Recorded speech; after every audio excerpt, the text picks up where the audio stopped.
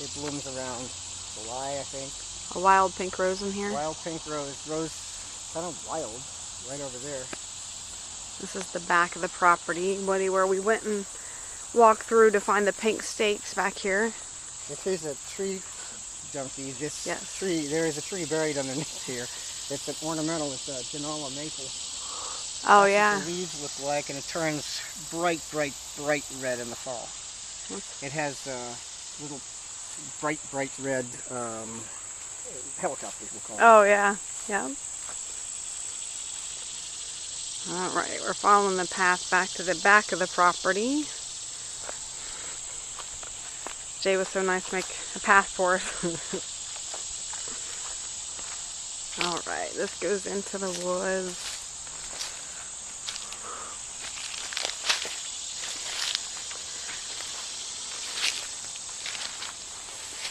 This is nice. And there's the creek.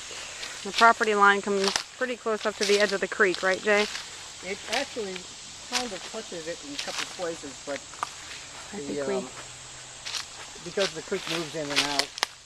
There's the creek bed. I think you can somewhat see it going through here. It's kind of dry right now, obviously, our wonderful drought. There's the one pink stake. I think I can get it in here.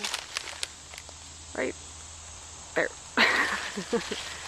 Can you see the stake? Yeah. Yep. In between these two. Like right there. Yep. Yeah, there it is right there. Yep. But yeah. The second one shows where the other property is. Yeah. It's a protected piece. Non-buildable. Yeah. Yeah, that's what's nice. Woody and I talked about that. It's like being attached to a park. Just not paying the taxes on it. Mm-hmm. Yeah, the woods was really nice. That'll give you the wildlife to enjoy coming up to the house. We've got owls, a couple of different kinds of owls, great horn, barred owls, screech owls. We've got like 7 different kinds of woodpeckers, including pileated. I wanted to, in all fairness to Woody and his wife, I've yet to meet, I told, he's got a very broad range of houses that are, that would fit in his area from like Pickerington up. Sure. And I was very surprised because the parameters that I used, I drew a box from Pickerington almost up into like Cheshire Crossing up north. Yeah, north of it. Out to Johnstown, actually up into Croton. And put the parameters of which they had a lot of stuff they wanted, but I made it really limited. And put minimum of 2 acres, between 100,000 and 175. And would I put anything else other than single family? I think that was it. And only 23 properties came up. That was it. And that whole broad swing, because acreage is real important to them. And by far, I didn't take anything out because I wanted them to see it. Nothing was like this property. So that was kind of neat. This is the shade garden, and this is the garden that overlooks or rather the kitchen overlooks the garden. And there's this is one of the birch trees. Yeah, that's a big. There's spireas. There's ivy. A lot of shade stuff. It's pretty. A lot of shade plants. The ferns are in that whole area. Ferns, unless you water them, which my mom used to do religiously, and I didn't, they will kind of die down because of the heat. These are dwarf Norways.